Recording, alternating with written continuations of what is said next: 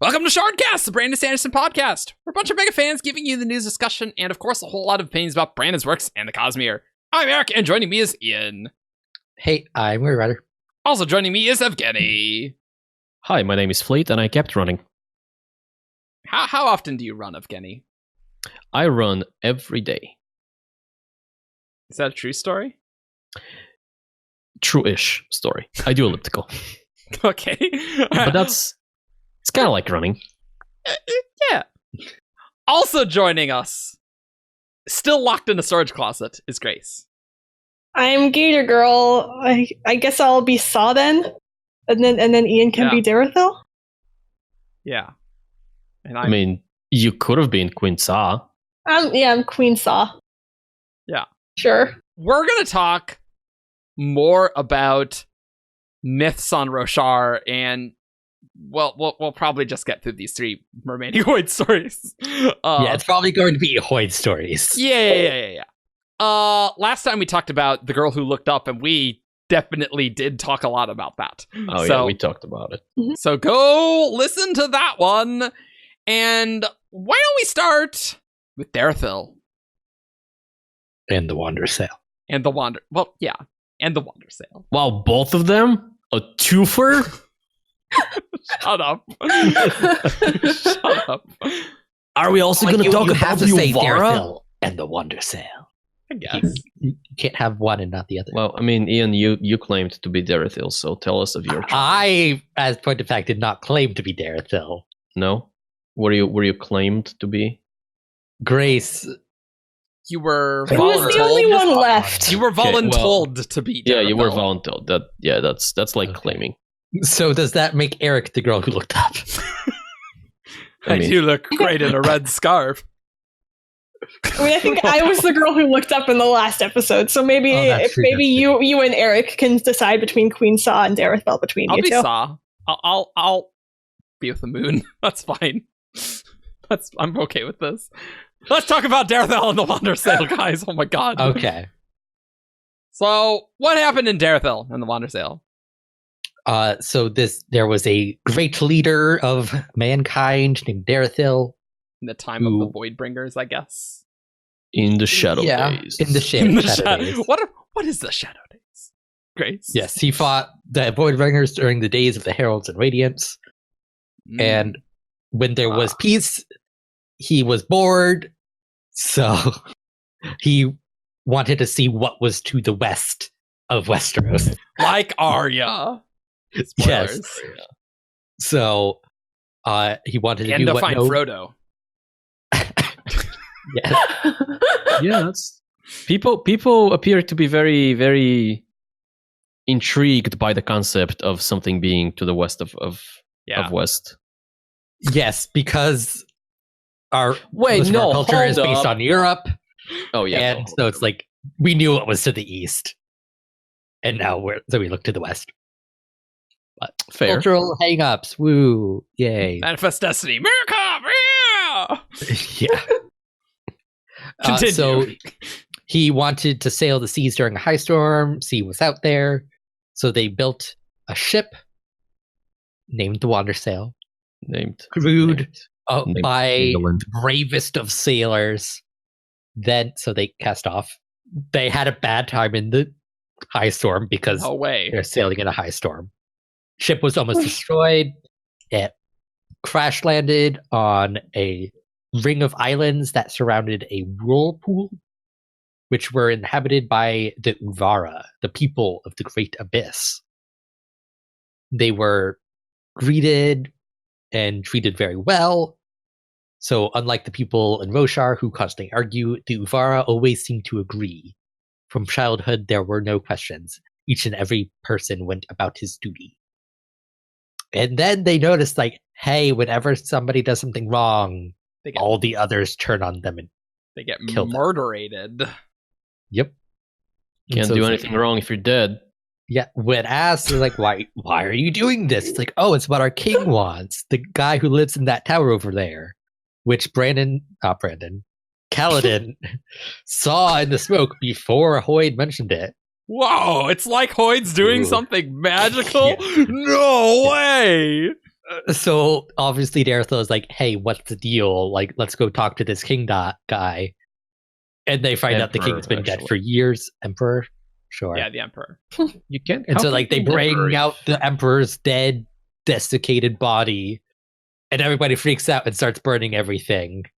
Yep. So Derethil and his crew flee the island and take Nafti with them, who explains that when asked why everything happened, it's like holding a blanket around herself, staring with haunted eyes at her lands. She replied, "Do you not see, traveling one? If the Emperor is dead and has been all these years, then the murders we committed are not his responsibility. They are our own." The Uvara are Odium's champions. I mean, yes, this is totally Odium. Well, and also it's kind of interesting because Derethil was searching out to seek the origin of the Voidbringers, the place where they had been spawned. Which is probably the spawn obviously, yeah, very metaphorical, obviously. Unless not. Well, the unless- Voidbringers originated with humanity's darker nature. Whoa! They did originate to Oh, wow. the west, because that's where Shinovar is. So it could, over time, have been morphed into like, oh, Voidbringers come from the west. Storms from the east. Voidbringers to the west. Which makes sense that the Voidbringer storm comes from the west. Whoa. I mean, I don't think that's actually what's going on. Who knows? Maybe there is a bridge from Braze to Roshar, and A It will form a bridge. bridge. It will form a bridge. Oh, that was the obvious reference. Yes. yeah. There's a bridge. Oh my God, Teravangian was here. And this is a very well-known story because Vistim, had to think of his name real quick, had a great ship built for Risen that was called Wandersail. Yes, and she like specifically calls out like you like the old story that Yeah. sentimental old man Yeah, something like that. likes these childhood stories. Yeah, so it's definitely a common story, it seems like. So I can't wait for Risen to go to the origin and see what's up. Oh, that's her I'm- novella. Easy. I'm very interested probably. to see the novella Wandersail if it brings in new light to this story. Not necessarily sailing to the origin, but They were fused all along, and the Emperor was another fuse or odium or something. But then, The fusest of fused. so there's also a word of Brandon that Mhm. from Lightflame, which An ancient name. yes, who asks, "Can you give me a hint about Nafti, the Uvara girl that Derethil brought with him when he left the Great Abyss?" And Brandon says, "There's more truth to that story than some may think." I mean, that's not necessarily saying much because No, it some may think that there's no truth to it, and there's a little bit of truth to it. So there probably was technically, a dude named Derethil at one point. probably Yeah. yeah. the idea of sailing around the world is totally plausible. I mean, Like especially like with actual radiance. oh, I guess Like that's if true. you bring like a soulcaster with you, like that's food. Sure, I guess that's I guess that's true. Yeah, I'm sure there Yeah. were people stupid enough to try to sail inside a high storm before. many people, I imagine. Mhm. I imagine this happened frequently, and many ships destroyed by high storms all the time. Well, I feel like that's one of the things that you learn not to repeat a lot. Well, I mean, you don't really learn it because you're dead. Uh, Other people learn upon your stupidity to not go into a high storm in a ship. How much truth do we think is in this Wandersail story? The Uvara, I'm not convinced. I don't think there's a giant whirlpool somewhere. Where the ocean drains? Yeah, I'm gonna go with probably not. Yeah, like I do think somebody sailed around the world, perhaps encountered humans somewhere on a random island. Or singers, maybe, even. or singers, because at the end of the story, Kaladin asks if it's true, and Hoid says perhaps. But how would we know it? Did Derethil and his men return? Some stories say they did. But how could they? The high storms only blow in one direction. Then I guess the story is a lie. Just ride it all the way around the world, Kaladin. Come on. Like, Come on. obviously. If you go west enough, you'll be east. Yes. That's why when I go west, I go to Australia.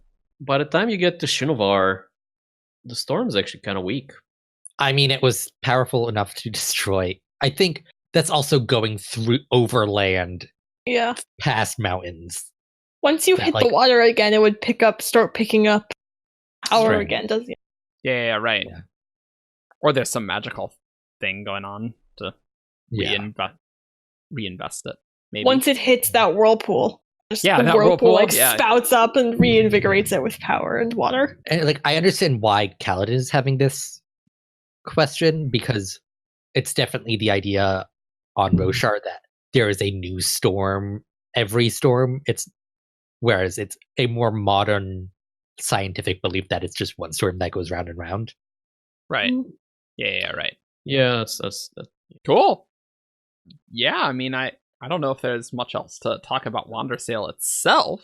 Hard to say. It doesn't seem like there's necessarily needs to be any of these people, or if that's foreshadowing something, I don't know, but I think there is a lot of truth to it, because I like stories that foreshadow a lot of things. I think there is an origin. I think there are islands around that origin, and I think there are people who live on those islands, or at least lived back in that time. I'm very skeptical of there being an actual origin. Yeah.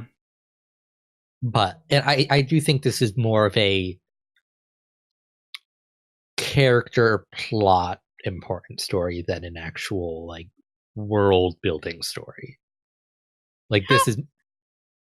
This helps Kaladin grow as a person, take responsibility, I guess. Yeah, it does.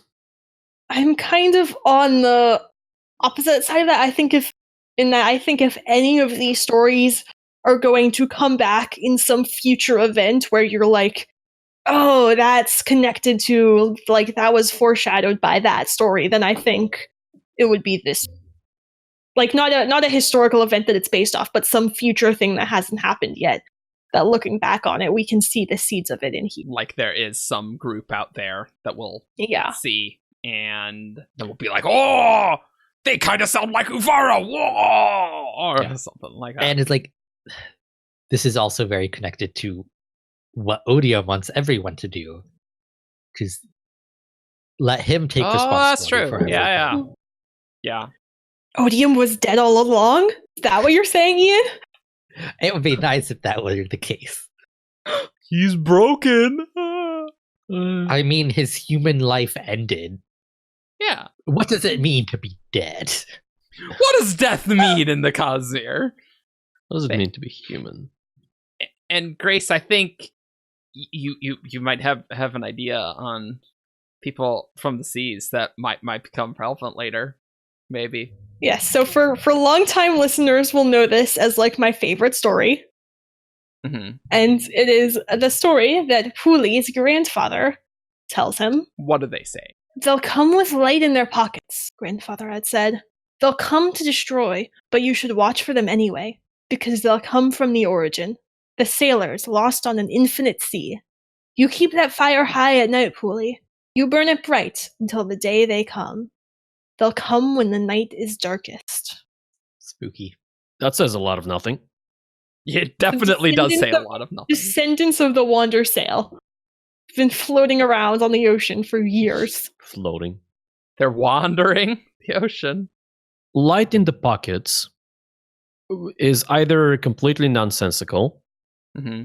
If they are coming from the east, from the origin, from the place where the high storms are the most charged and where investiture flows from, really? Okay, sure. Then that could be kind of a way of saying they're going to be really invested, or they're going to bring a lot of Stormlight with them, or something to that effect. Sure. Yes, because does a high storm have more investiture in the east than it does in the west? No. I don't think so. So it's not like it gets recharged with investiture at any point. I mean, you said very confidently no, Grace. Was there a wob on that? There's I read about this when doing the Shinovar article. It's something like someone asked if the spheres. Oh, if the amounts would be different. Yeah. Well, I mean, the amounts don't need to be different, and the overall, like, if you could measure the total sum of investiture in the high storm, like, could be different. Value. Yeah, no, like, I'm probably wrong about this. No, because the investiture doesn't come from the high storm; it comes from the spiritual realm, and the high storm is a window in there, and yeah, it's not necessarily that the storm itself is charged. It's an open conduit. There's some constantly weirdness. Moving. There's some weirdness with high storms, though, because but like it makes sense that like storms come from the east. Storms bring investiture. Anything coming from the east would bring investiture. Yeah. Brandon does say strength of the storm is not tied directly to the amount of stormlight invested. Yeah. Okay. Sure. So the storm weakens, but the stormlight doesn't have to. Yeah.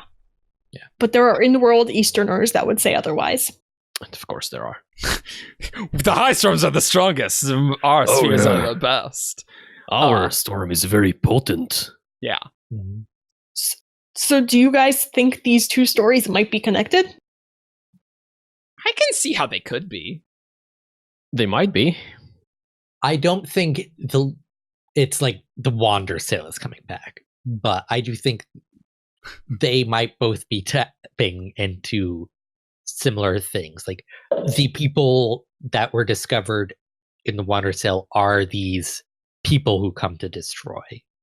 Maybe. So, like, the actual real versions of the Uvar, whatever they actually are, could, I don't know, they could come to conquer, I don't know.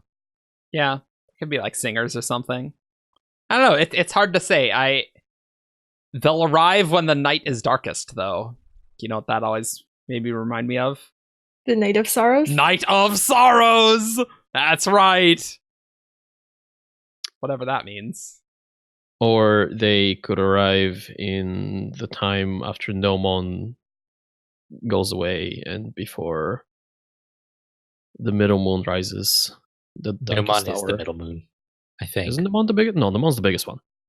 Yeah, that's the middle one, isn't it? I don't remember which one's what order the moons are in, rather. Okay, so I may be wrong about the sequence, because in my head it's always been, you know, they rise in from biggest to smallest. I don't think so. I think it's green, blue, violet. And I don't remember. Violet was no. Violet's first, isn't it? Oh, okay. That violet, blue, green then. Yeah. It's Violet Salus. Yeah, Violet Salus is first. I don't remember the other two, but Salus, Nomon, and Mishim. Yeah. That's the order. Yes. Is that a transition to the next one, Evgeni? It definitely is. I very much planned this with intent. Ah, great. Let's talk about Queen Saw. We can talk about other thoughts on that later. But let's talk about Queen Saw. Well, we can. So Queen Saw was a queen in Notanaton who was also an architect and liked to build lots of really tall towers. Maybe she was in Stormseat. I mean, probably. Probably. And so one night when she was in a really tall tower, the moon, Mishim, the most clever moon, called out to the queen, trying to entice her to switch places, but she refused. And then Mishim came up with a plan. Basically, Mishim told the queen that there was a flaw in the roof of one of her towers that only the moon could see. And so Saw agreed to switch places for the night, and Mishum spent the day on Earth partying, and the next night... Moaning people. I don't know if this is historically accurate anymore. The next night, when Sa was back overhead, Mishim didn't really want to return because she liked it more on Earth than in the sky. But then Sa was also very clever, told Mishim that Mishim's siblings, Salus and Nomon, spent the entire day just like partying with her, and that they had a great time, and that Sa loves it up there, and they like her more than they like Mishim, and that she wants to stay. And Mishim was sad and agreed to switch places again. But then, turned out that it was all a plan on Sa's part, because she wanted to get pregnant by Naman. The moon. She wanted to get it on with the moon. That was her plan all along. So big. And that is why the Notson people have blue. They have blue veins. They have blue skin. Blue skin. Yeah, like lightly. And they are descended from the moon. Sure. This is totally 100% accurate. This is definitely accurate, except how we actually kind of know what happened. And so yes. The ancestors of the Natan people got it on with Amiens instead. Sia Amiens, I would assume. Sia Amiens. The human-ish ones, not the creepy bug ones. Which obviously means that the Sia come from Nomon. Yeah. And Totally. the Dissian ones come from Salus, and so it's a Dissian sphere there. All the moons. Sure, yeah. Easy. Yeah. Easy. And Mishim is the only one that doesn't have Amiens coming from it, and that's why it is like, because it was on the ground when Queen Sa went up. Okay. Yep. And also, someone asked about how these hybrids work, but it's because these different species were made with like the same intent, presumably by Adenalcium. Yes. So that they could interbreed, but they don't have a common ancestor. Yeah, Adenalcium wanted his people to Get it on. be Except the able bugs. to get it on. Yeah. Just the bugs. Yeah, because screw the bugs. Well, I Except mean, those maybe bugs. if they Oh God! specifically no, do not. I mean, you could breed a hordling to perform specific functions. through many generations of mutation. Argent, I was laughing at you saying "screw the bugs." Oh yeah.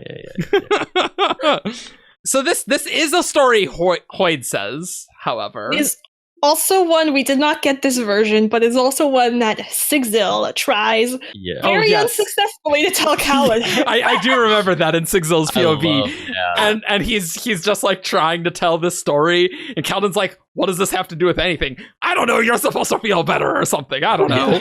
I don't get it. Yeah, like I'm pretty sure he mentions his master too. It's like, oh, my master always says this. It would have been His better. master is also a good storyteller Sigzil is not. and has genre awareness, so knows when to tell a story. Yeah. And also brings his own special effects. I mean, Yeah, that helps. So we know that the Amiens probably didn't come from the moon. Probably. But I mean, hey, Evgeni, you know what I just thought? Should Ian take his headphones off? No, before he told me? nothing about that. Nothing about that. okay, good. You know what Nomon is? Urithiru wasn't the spaceship. Nomon was the spaceship, and it has the Amiens all along. That's why its orbit's weird. Let me counter that argument. Counter? With an argument of my own. Okay. Nomon. I'm losing focus here because of the intensity of my You argument. are losing focus. This podcast is losing focus. Nomon was actually known by a different name back in the day, and it was No Man's Land.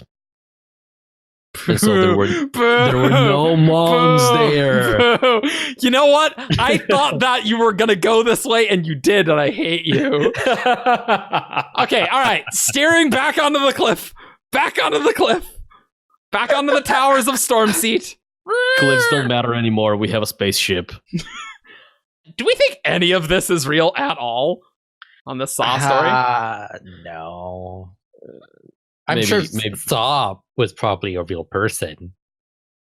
Maybe she was the first person to intermarry with an Amian. I don't know. Hey. But one thing that I think has a reasonable chance of being true is, so you know how apparently at least some of the Silver Kingdoms had a specialty. So Alethela were the soldiers. Natanatan, they could have been builders and architects. Okay. Ooh, I like that. I like that a lot. And here's another thing that just came to my mind. Builder and resolute are the divine attributes for Kalak, I believe. Yes. Indeed.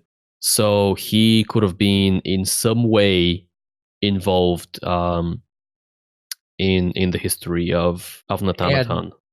The Natan people also believe that the Stormfather is Kalak, as opposed to most of the rest of Roshar, that's right. which revere the Stormfather as Yezreel.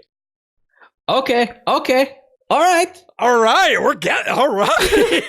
All right. Yeah. This episode now has worth. We're not just blabbing. Hey, we're retelling people these stories just much worse than Hoid is retelling them. we were thinking about let's narrate them, but then our podcast outline was really long, so then we're like, no. Yes. Read Brandon do it. Yeah. Better All that right. way. All right. Kalak in there. Nice. I like the idea that the Natan had such great cities and they're just all gone. It's like, that's unfortunate. Rip. Yeah. Rip Natan. I mean, they're not all gone. Like, New Natanen. Oh boy. Maybe the Shattered Plains was actually just like a huge building accident. Like something they were building way too high, something fell off, and then just from really high tower. They were trying to get up to the moon. No, it makes sense. No, that's where the moon came down to the planet. Oh, sorry, of course. It wasn't a tower. It was the space elevator. No, they needed to get 4 giants to hold up the moon. Sure, they did. I do wonder if, with this now newly established connection between Kalak and Natanatan, if the shattering of the Shattered Plains may have been somehow related to him. Oh, to the Herald in a himself? Way. Yeah, specifically to Kalak. I have always thought it would be really weird if the Heralds were just worse Radiants. So I really feel like they should have some more impressive powers than someone just holding their honor blade. Yeah. And so what surges does he have access to? He's is he a will shaper? Will shaper? He's a will shaper, so transformation and question mark. Who knows? and one of the stone wards. Listen to our Knights Radiant podcast for a tense situation on discussing that. No, I think it's supposed to be it's cohesion. It's supposed to be cohesion. Supposed to be. Yeah. According to the Ars Arcanum. Transformation and cohesion. He turned all the rocks into putty and then broke them. And the spiritual vibration of his power. And then a fuse stabbed him, and then it broke. Easy. Well, sure. Easy. Nailed it. Yeah. I do vaguely remember that in some signed book, it was on the map, and there was an arrow pointing to the Shattered Plains, and it said, "Great magic was released here." Well, okay. To be more serious, then. Yeah. Right. Obviously, that is useful, but I definitely think that there was some great magic, not fused. So there's a line in here that I want to discuss at the end. Great. Most importantly, it is the story of how the moon came to know the one thing that before only mortals had known: loss. Do you think? I feel like there has to be some actual, like, not necessarily this exact story and not the moon, but maybe some kind of thing where, like, great spren or something. Or a shard. Yeah. Shards were once human, so it's like some kind of great spren understood loss, maybe? I mean, Misham is the green moon. Green is cultivation. Cultivation has experienced a great loss. And you know what else there's 3 of? Bondsmith spren. 3 moons. Brandon has raffled whether the Rosharan moons have spren. Which, I mean, obviously doesn't necessarily mean anything, but considering that they are... If there are things like star spren, then it seems a lot more likely that there would be, if not specific spren dedicated to each moon, then just collectively moon spren.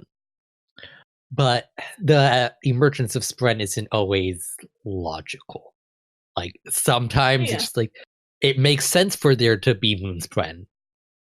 But that doesn't mean moon spren actually exists. Yeah, but I would say Roshar has in itself a spren. It has an orb in the cognitive realm. Yes, but like spren that like you can talk to, that manifest themselves.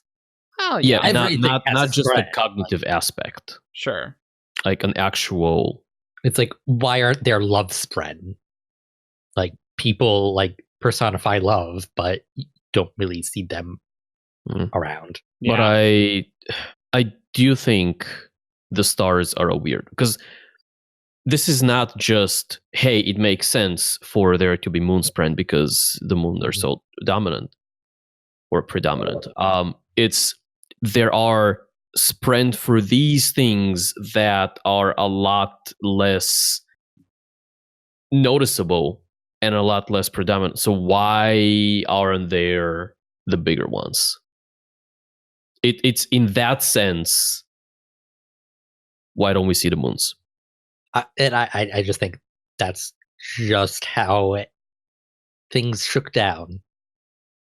Whether or not, we don't really understand what star spren are. Like, they're called star spren. Is that actually what they are? Sure, right. Sure. Much like with luck spren. It's not like they're actually associated with luck in any way. Other than culturally. So it's like the star spren could be something else. I don't know if I necessarily agree with that. Yeah, I don't know. I feel like you could talk to the moon eventually, and some spren could be there. Like, spren are personifications, right? And clearly they're personifying the moons, right? I don't know. Yeah. Well, another thing is the moons are outside of Roshar, technically. They're That's like true. Roshar's closest neighbors, but like they're still off planet. Whereas like even star spren are theoretically within the atmosphere. They're not like out in space. I don't. Star spren kind of make my brain melt a little bit. I don't see the merit to that. Like, yes, the star spren are probably like within the atmosphere, but they are spren that represent things that are a little farther out. Yes. And so moon spren could also exist within, but okay. Yeah. And again, are a lot more likely, I think. Especially with all the personification that goes on. What are star spren described as? Stars that move. Sometimes they move, sometimes they flicker in and out. Helpful. Is it possible that they're not actually spren and the Rosharans call them that because they don't have any other explanation for it? They could be like planets. Or like comets or something. Oh, that's true. That'd be dumb. So like that's something worth asking Brendan. Like, that's are star spren actually spren, or are they other astral phenomenon where that humans are attributing to the spren? Yeah. That would actually be funny because they're also super rare. that is actually is really funny thinking about it. because it makes sense for planets. Like you can see them in the night sky. Yeah. They don't act like Other stars. things, yeah. Yeah. Although you don't, I don't think you visibly see the motion of planets I in guess the that's night true. sky. Like you Yeah, can yeah, track their motion over time, but yeah. it's not. Yeah. True. So Like something by a comet over the course of a would be more night, like you can tell the difference, but it's not. One thing that's interesting looking at the Saw story, she had given birth to a son with pale blue skin, the color of Nomon himself, a son born of the gods, who would lead her people to glory, a son who bore the mantle of the heavens. Now, it's very easily possible that all of this is totally metaphorical. That's fine. However, I always have, as much as I joked about there being 3 Pondsmiths, Bren, and 3 moons, I think it's a little suspicious 3 shards on Roshar and 3 moons. It seems a little Well, the interesting. moons are also artificially placed. Well, yeah, so- right, exactly. But that was theoretically before there were 3 shards. So Yep. the fact Yeah. that 3 shards ended up there. True. But the other thing, like, there does seem like there could be some relationship with gods and moons somehow. But Like that's a little close to like, oh, there's 3 Bondsmith spread. There's 3 shards. Yeah. Each Bondsmith spread Yeah. must correspond to a shard, which well, I No. mean, yeah, you're Also, totally right. 3 planets. But also interesting is this could be like some subtle in-book foreshadowing of Amiens having blue skin being from the heavens and thus not from Roshar, maybe? maybe. That seems a little weak, but Oh, you said Amiens. Okay. yeah, the Amiens. Sorry. Yeah. The I Sia. mean, like the mantle of the heavens could just be blue skin, blue sky. yeah. Well, yeah, right. It's a bit of a which I stretch. think is the intent of Yeah. of this line. Now, students of literature, a few decades down the line, or centuries or so, might go back and be like, "Well, the author meant." Yeah. It could, in the Cosmere, it could be purely coincidental that Nomon is blue and that the Sia Amiens had blue skin. Yeah. Yeah, like if the Sia had green skin, then like the myth would be like Saw got it on Yeah. mission. Sure. Right. Sure. Sure. Yeah. Any other thoughts on this one? Well, yeah. I do want to say about something I brought up earlier about the immortals only knowing loss. The Sia Amiens are functionally immortal. So that could They be are. as simple as like a Sia Amien fell in love with a human, and like when she died, he kind of realized what that loss felt like. Yeah. Oh, okay. Sure, you could Sure. make that argument. I Yeah. think that line is there in the story just to provide moral of the story instead of Yeah. just saying, "Well, Queen Sa was a harlot." We Son of can't the moon. assume Yeah, I don't think we the can't fan people would assume be that like, anything is metaphorical when doing this. We Fair. gotta That's fair. Yeah. Well, we have to assume some things are metaphorical, but we can never pin down like this is what's Okay. metaphorical. This will be Yes. really funny when we re-listen to this podcast in Stormlight 10. It's like, none of that crap mattered, but that one line that you didn't talk about, that mattered a lot. It's like, oh, thanks. That's likely. Yeah. Let's race on to the next myth with Fleet. Hey. Shockingly, not about ships. I don't know. It's just not how the cookie Fleet crumbled. of foot, not as in fleet of ships. All right. So, Fleet Fleet. is a story that Hoid and Kaladin collaborate on. Their collaboration. I mean, that's what Hoid does on Roshar. Just he's putting together an album, or I guess it's not music. It's like he's putting together an anthology. Yeah, and he's finding authors to work with him. Yeah. But yeah, so Hoid ambushes Kaladin in prison, and he does that because people in prison can't run away from Hoid. Yep. He does like going to people in prison, like Shy, which didn't happen on screen, but Mm-hmm. Fun fact: Hoid has what is it? The second hiding at this point. at least the second. At the Perfect least. pitch. Yep. We don't know of anymore, but I imagine Hoid could accumulate wealth to buy. Probably. Well, they said in Warbreaker that like you stop buying breath at like the first tightening, but that's because it makes you more noticeable. It's like you can buy as much as you want, as long as you're willing to pay. Yeah. Getting to the first gives you a lot of the benefits. Yep. Of just having a lot of breaths. Yeah. But going back to Hoid and Fleet and Kaladin, the story goes there was a man, and he ran. Whoa, crazy! And then he stopped running, and died. Oh, okay. No, so there was a man called Fleet a long time ago, and he was known to be a very fast runner, and so he decided to, at one point, he raced the Herald Chanarach. This is like one of the few things we know about her. It's just which like is sad. one of the three things. Yeah. Like, and he won the race. Mhm. So presumably Chanarach was the reason she's being brought into this is not because she is the slowest herald ever, but because she was probably notorious for her physical attributes. Which she was the guard. Yeah, so that would make sense. And so Fleet won that race. That's actually crazy because Dustbringers have abrasion. Yeah. So presumably Chanarach could go pretty fast. I mean, like, how literal is the fact that they raced? Like, probably not at all. I admit.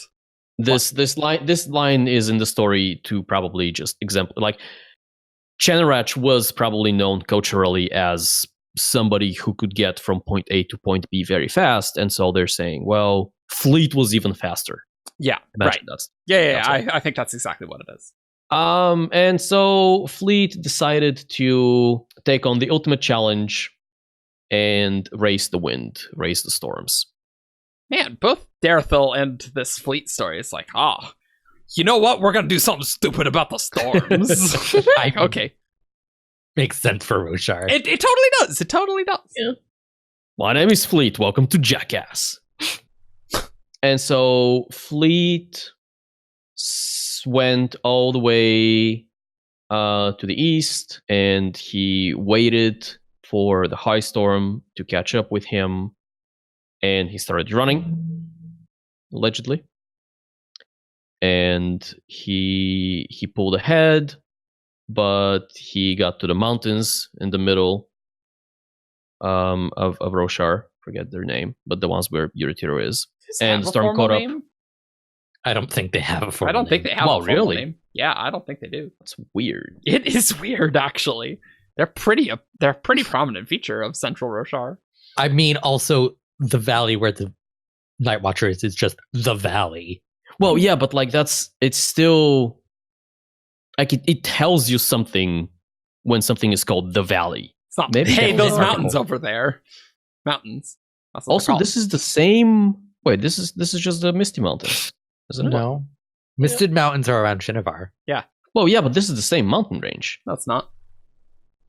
They might be map. connected, but they're not the same mountain range. Okay, well, they are connected. I mean, I disagree, Evgeni. Okay, yeah. I think between Azir and Yule, there is a clearly a break between. Yeah. those.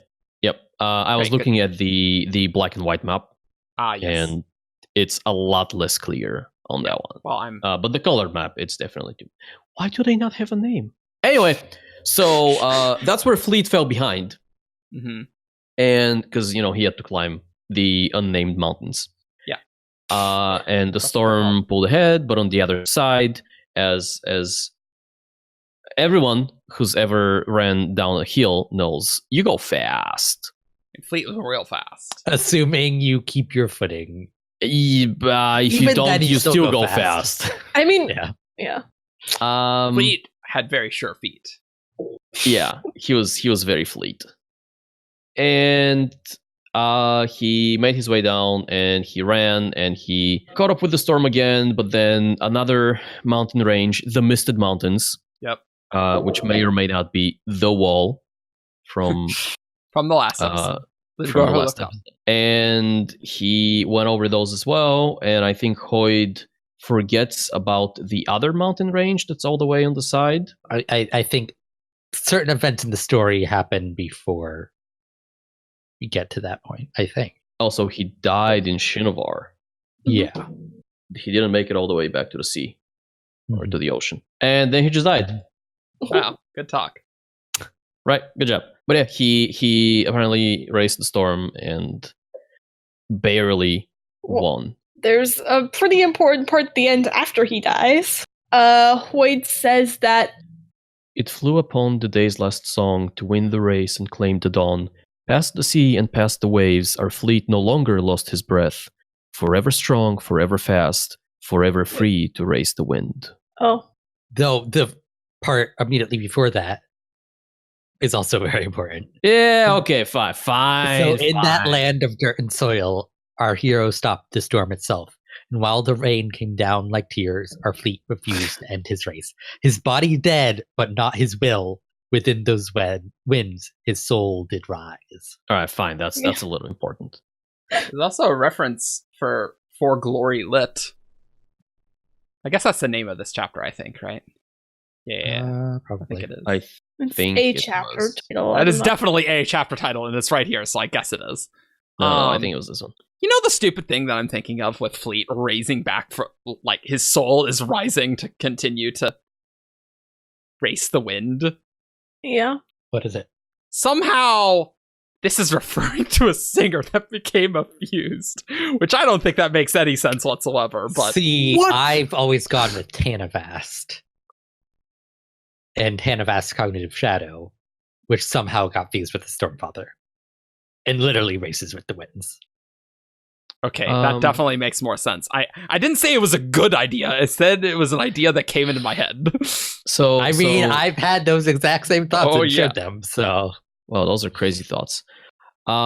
There is an important line early on that provides a little bit of context. At the very beginning, when Fleet starts running, the storm grew strong, the storm grew wild.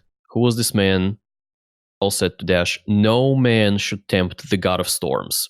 We have some kind of personification of the storm at this point as a deity. Now, this could be the rider of storms. This could be the Stormfather. Yeah, I mean, presumably it's Honor, right? I don't think Honor was that petty. Well, I guess that's true. I think the Stormfather has a bit of an ego when it comes to people challenging the storms. Well, that's certainly true. And if we are thinking of the Stormfather, looking at the line way down, for glory lit and life alive, the goals unreached and aims to strive, all men must try, the wind did see, which makes me think of the Stormfather's kind of recent arc where he learns to understand people better. It is the test, it is the tree. Yeah, but screw that. That's not important. I mean, like, it's written there, so it has to be important. If it wasn't important, Brandon would have cut it. But it does make me think of, hey, the wind realized that all men must try. Yeah.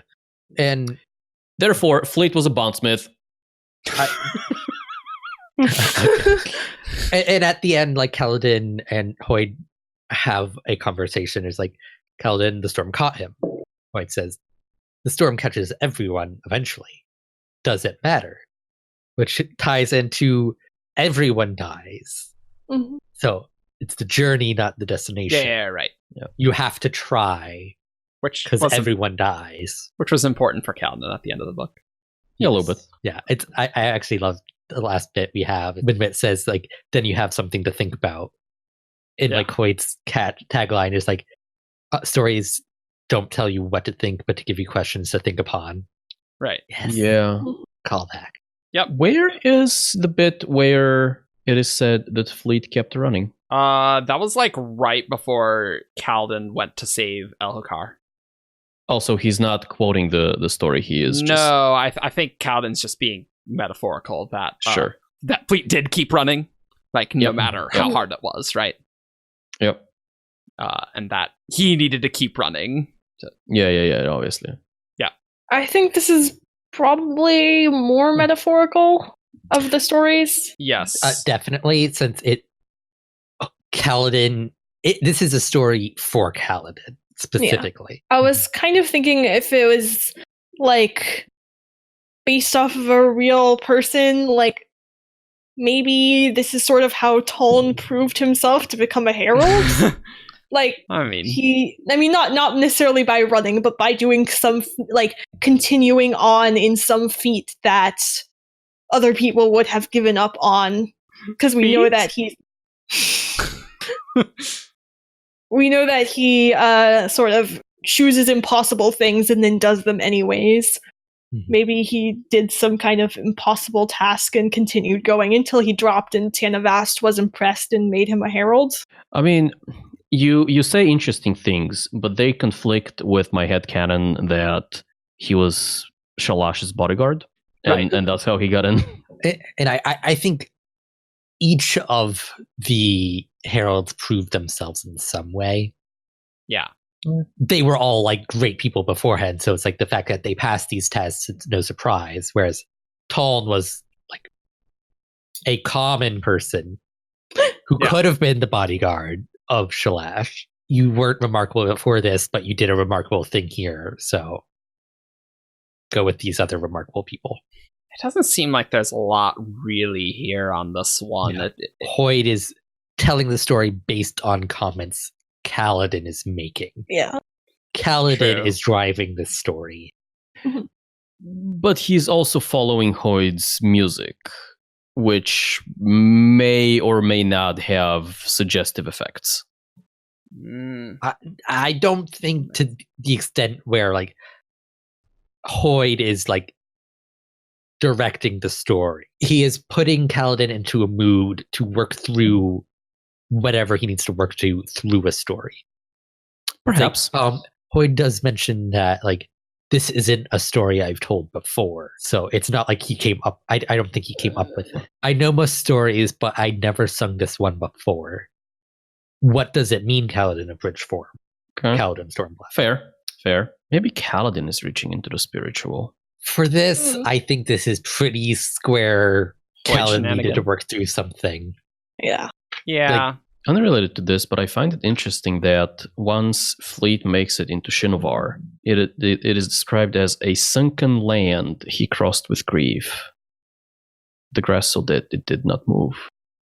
Well, I mean, that's just referring to how the Rosharans consider the regular plant life to go in. No, I mean, a sunken land is... Well, is it's kind of like in a bowl. Like it's It's- surrounded by mountains, so it is like sunk in from what's surrounding it. Yes, and I also Okay. think that could also refer to just the fact that you kind of sink into dirt, which would be very Yeah. uncommon on the Oh, rest of okay. Roshar, right? Yeah, that's a That's weird what I way was of thinking. saying that. It but definitely is. I agree, but it is weird in that way. We do have some words of Brandon on Fleet, and a questioner asks if Fleet's going to make a comeback, and Brandon says Fleet's probably going to remain in lore. And then at a Shadows of Self thing, Zandy asks, is the Fleet story indicative of future events / ending of Stormlight? Brand says, yes, Hoid is telling Kaladin things he needs to know, but Hoid's knowledge of the future doesn't extend that far. So that's probably more Hoid is telling Kaladin the things that he needs to hear I don't really Yeah. think there's too much to get over the slump he's in. knowing Hoid, he probably slipped in other things that are important, but because he's Hoid and he's going to do that. Yeah. Whether or not they're important for Kaladin or important to, they're things that we're going to notice and like, oh hey, that's important. That's referencing this other thing, but it's not plot relevant Sure. necessarily. Yeah. Is anything else you want to talk about Fleet? I have seen a couple of people on Reddit post tattoos that they have that say "Fleet kept running." That's cool. I like that. That one's a nice. Just keep going. You can get through it. Like that's nice. I like that. Just keep swimming. Yeah, pretty much. It's a Stormlight version of that. Yeah. But yeah, it's journey before destination. Yep. I find the way this was written, like when Hoid is telling it, kind of interesting because it feels very like rhymey almost. Like it's definitely it's more written in verse. Yeah. Yeah. It's a lot closer to a song than it is. It's a lot closer to something like the Iliad, for example. Right. Yeah. Mm-hmm. Where like people usually recite the Iliad as if it were a poem. Mm-hmm. Well, it is a poem, so well, I mean, it's an epic. It's an epic poem. You wouldn't like it was written to be sang, not spoken. Well, to be pedantic. Oh. It was composed to be spoken, and then it was written afterwards. Because this is from the oral tradition. Yes, it was. God damn it. Last time we were talking about in the girl who looked up episode, we were talking about whether people are like driving these Hoid stories or not. It really feels like in these Kaladin stories that Hoid's pretty in charge. I don't know. For this one, I don't think with Derethil.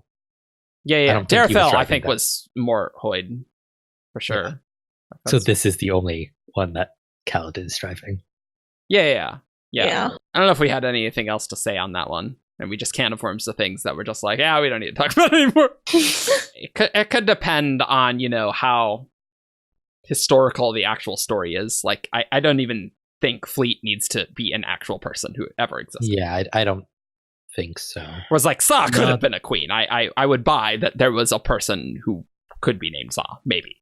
It is kind of interesting that Sa was probably a person, and Derethil sounds like he would have been a person. Mm-hmm. And we mostly agreed that the girl who looked up was probably based on a real person. So yeah, I think it would be a little strange if there was no Fleet ever, if this was just something somebody made up. Yeah. So I feel like there might have been some kind of precedent for a famous runner or something, or a messenger, or a surge binder who perform like the what is like the guy who ran from whatever to marathon, like the original marathon guy, the origin of the marathon. Yeah, right. Yeah. So something like that. Sure. So like Hoid just Kaladin's telling a story about a race. Here's a famous runner. I'm gonna use him as the character. Yeah, like he could just be like a character that was like like he didn't run all the way across Roshar, like that didn't happen. Yeah, not in a few hours, probably not. No, I could see that. I think this is very much driven by Kaladin. Yeah, so there might be elements of reality that Hoid was drawing on for a better story, but like all storytellers do. I do think this is distinct from the other Hoid stories, which are more traditional stories that exist. Yeah. So I think I don't think there's much else on Fleet, honestly. I'm surprised we didn't talk about Derethil enough, but like it's so weird with the origin that there's not. Mm-hmm. Could there be stuff at the origin? Yeah, it could be vaguely related, sure, but I don't know if there's a lot of deep meaning. Whereas Girl Who Looked Up had like. There's some deep stuff there. A lot more. I don't know if there's any other deep stuff in this next myth that is not a Hoid story, but we wanted to... Originally, Grace put a bunch of myths in, and we're going to deal with this short one here. Myth of Parasaphi and Nadris. Navani paused. Fair enough. Well, from what I understand, there are no primary accounts remaining. This was long, long ago. I do recall that the myth of Parasaphi and Nadris mentions the desolation. Parasaphi? Renarin asked. She's the one who searched out the seed stones. Yes, Navani replied. In order to repopulate her fallen people, she climbed the peaks of Dara.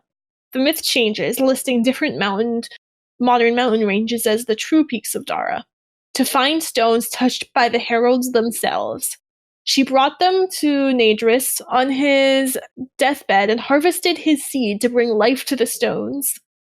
They hatched forth 10 children, which she used to found a new nation. Marna, I believe it was called. Origin of the Makabaki, Renarin said. Mother told me that story when I was a child. And then Dalinar questions the validity and says, born from rocks. Whatever would be born from rocks, am I right? That's ridiculous. This reminds me of the kind of story that ancient alien people would just love. Oh, aliens! Born from rocks. I mean, all of the creation myths are. Yeah, oh yeah. Born from rock, or born from spit, or born from flesh, or most things are born from flesh. I mean, not in that way. So I guess the Desolations wiped out a bunch, and then this new nation was born. But there's definitely a lot of terms in this one. Well, a lot of names at least. A lot of names. Here's an interesting, not very strong connection. Okay. So, in its essence, what the story is about, it's not a creation myth. It's not really like a cyclical.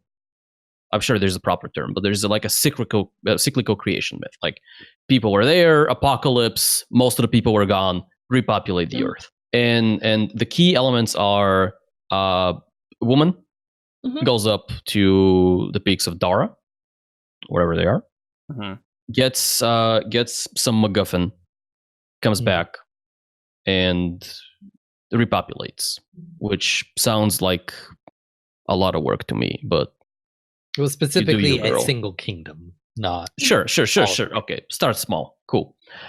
just one of the biggest kingdoms on Roshar, no big deal. And this is also happening after a desolation, right? Yep. Yeah. If we take this kind of a shell and treat it as just a shell, forget about all the factual things, this could relate to Urithiru serving as kind of a safe haven for people between desolations. Lots of people get wiped out. Maybe the last survivors of Makabakam. Yeah, I normally have no issue saying that. I'm not sure why I got stuck. Makabakam. The last survivors find refuge in Urithiru, which may have been one of the purposes of the Tower City, right? And then once this relation is over, they come back to where they were, and they repopulate. They find 10 orphans and bring them back. You know what? The 10... They soul cast food from rocks! Sure? Yeah. Yeah, I think a lot of this is just mythological stuff, Absolutely. but I do really like the Your Theory was a safe haven. Yeah. It's more of a Noah's Ark story. Yeah. It like this whole thing started with, what if the peaks of Dara were like the unnamed mountains in the middle of Roshar? Right. Yeah. So, What if she went to Urithiru and it kind of went from there? This being said, I find it really odd that Evie would be telling her kids about the seed stones, but I mean, this is kind of, it's the origin of Maki. They're in the West, she's from the West. It's probably more relevant to Ririns than Alethi. Yeah. As a bedtime story. Yeah, it's just like... We tell our kids real dumb stories that don't make any sense. That's all right, yeah, Parasaphi and Nadris, yeah, cool. Just a light bedtime story about how all civilization crumbled, and we have to go to the peaks of Dara to go to Urithiru to get some peoples. I think it is inherently slightly more sexual than you would tell. I mean, yeah, Your it does kid. harvesting someone's seed. Like That is a weird part. They brought them to Nadris on his deathbed and harvested his seed to bring life to the stones. Yeah, Okay. dear listeners or singers. Or singers? Singers? If you're a singer,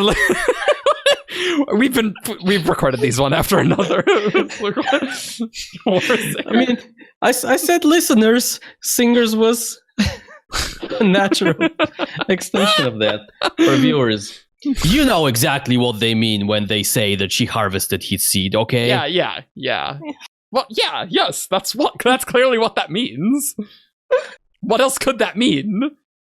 I really don't know what else it could mean. Exactly. Don't give that face, Ian. That's obviously what it means. It was either that, or he was a tree, and his fruits, his seeds were hanging from the branches. His golden orbs. Golden apples. Okay, moving on. Okay, there's not much of us about that. I mean, this is very reminiscent of like Earth creation. There's like repopulation stories. Yeah. Grace, you also put stuff in this document about the 10 fools, and often Brandon just like makes them up, right? He has a list of creates a new one each book. Did he even do one in Oathbringer? Yes. Oh, okay. Dilid. Oh. He ran up a hillside toward the Tranquiline Halls with sand sliding beneath his feet, running for eternity, but never making progress. Wow, what a... Oh, hello, Fleet. What a dummy. What a dummy. I mean, that doesn't sound like a Greek myth at all. Yeah, seriously. But there's not really much about the myth. The 10 fools, I don't think. They're based off of the Herald. Or there's one... There's one for each herald. Yeah. I would Is the quote. disagree with that phrasing. What do you mean specifically? Oh, no, never mind. Because Brendan's like, oh, yeah, they could totally correspond. Ugh, I don't like that, but... I mean, I think because I don't like it. I have no idea which of the fools, or which heralds the ones we know would correspond to, but apparently they correspond to. Yeah, I don't know. Okay, cool. Because the impression I had was that there wasn't a one-to-one correspondence between the heralds and the fools. But obviously there is, so... Yeah, I don't know. I don't think these fools are necessarily actual people. I think born people just made them up. Oh, yeah, definitely. Yeah. So what I think happened with the 10 fools is that they entered Vorin culture as a kind of an indirect consequence of the disappearance of the heralds. So I wouldn't say that. I mean, obviously, the Vorin people didn't know about the betrayal of the heralds, right? At least collectively, maybe someone here and there, but I doubt it. And so somehow these divine attributes that the heralds exemplified were also turned upside down, and now you have you have the two sides of the tenet. Like on one hand you have the heralds, and they are divine and they are angelic, and this is how you should be and how you should act. And then on the other hand, we come up with the 10 anti-heralds. Yeah. Exactly. They call them foolish attributes, right? Yeah. Of what you shouldn't do and how you shouldn't act and so on. Mm-hmm. Or my thought is maybe it was just the heralds are humans and have flaws, but the people who worship the heralds kind of went, no, like there are gods, they can't have flaws. So they the collectively started separating out those main flaws and putting them in different people.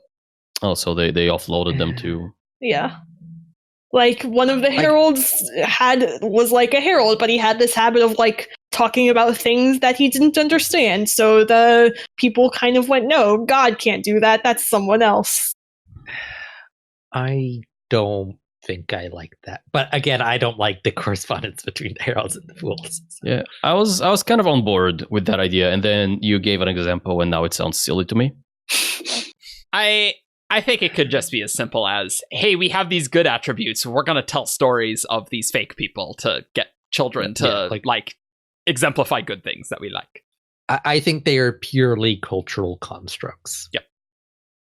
Cool. Well, we got a few myths, and one myth we didn't talk about was the Horn Eaters, but we'll and their origin story. We'll do that sometime, probably. Not in this episode. Not in this episode, but we got through each. We got a lot of stuff to blab about in this one. Not objectively not as interesting as the girl who looked up, but you know. At least we stayed on task and didn't go spiritual mumbo-jumbo-y on you, so great. Not much, at least. So, you know what time it is? It's time for Who's That Cosmere Character? This character is from Roshar. Menace. Tien. Tom. Braze. Hoid in drag on a horse. It's time for Who's That Cosmere Character? Caw. All right, listeners, this is how the game is played. You send an email to wtcc at 17thshard.com with 5 clues that correspond to a character that you send in the email. I read each clue aloud on air, and after each clue, our contestants will have a chance to guess who's that Cosmere character. Yeah. It's the game. All right, let's do it. How will you be a cruel mistress this time, Grace? This first one was sent in by Stormblessed Dolphin. Cool. Clue 1. This character is dead. Oh, well, cool. Fleet. No. Derethil. Kelsier. No. Tanavast. No. Okay. Clue 2. This character is not seen on screen. Oh, Reen. grumble. Reen. It is not Reen. Not Dead and seen not on seen. screen? Yulida. It is Ulida. Ah! Woo! I was thinking of guessing that. Too slow. Because I guess Tanavast. I'm like, which shard that was killed should I talk about? Because there's actually a lot. Yeah, I know. I was like, Iona, Sky. Yeah. Clue 3 was this character is female. Clue 4, this character is disliked by the author of one of the letters from Oathbringer. Well, that's specific. Clue 5, this character was killed by Odium. No clue about being Shodel. That's disappointing. Oh. We only have one Shodel. I suppose you could Yeah, have done, that's clue 5. This character's a Shodel. Easy. could have done as like clue 2, this character is not human or something. Yeah. Human. No man. The moon. Miss him. Cool. Next. Fine, Argent. Bah. Look, I haven't guessed right in like 2 episodes. I don't know if that's accurate. Okay, this one was sent in by Technopathic on the forums. Okay. Cool name. Yes. Clue 1, this character has red hair. Lindavar. Shalom. No. Let's go through all the Davars. I know. I'm trying to purposefully not. Oh, Ati. It is not Ati. Oh, that was good. Yes. Oh, that was really good. Also, Clue it's red 2. hair. This character is married to a royal. Who had red hair? Just to check, this character does have an actual name. Yes. Okay. Did someone guess Shala? Yeah, I did. Yes. Okay. So this is Yeah, it's true. Astroman's wife, whose name I cannot remember. It is. I doubt Eric or Evgeni will Whose- remember whose it if wife? you can't. So Ashravan. His wife? Oh, the The Emperor. Emperor. Okay. I definitely I- don't remember that person's name. didn't remember she had red hair, so Yeah, me either. Her name is Kershina. of course it is. Oh, I do Okay. vaguely remember that from looking at Yeah. lists of Coppermind articles. Clue 3, this character's death was plot significant. Clue 4, it is unclear if this character's royal partner lived or died. Clue 5, this character was mourned for 100 days. Okay, that's what. Yeah. If Some I long if I clues. see, I reread The Emperor's Soul like a month ago, and I don't remember. I believe, as you've said in Shardcast before, Evgeni, I don't know names. Well, I think. mean, I also don't. But like in this case, I don't even remember details. Yeah, just as a pro tip, if you type long clues, you're gonna get the clue on screen that says this is a long clue. It's just what you're gonna get. I'm not gonna adjust the font size to be really small, so because it's just not gonna be readable. So I'm just gonna write this is a long clue. All right, guys. Well, cool. Little shorter than the last one. So follow us on ftchart.com for all your news, discussion, theories, and fun that you could ever want. Follow us on Facebook, Twitter, SoundCloud, YouTube. You can leave us a review on iTunes. You can support us on Patreon. And we will see you all next time. Bye. Keep running. Bye. Caw.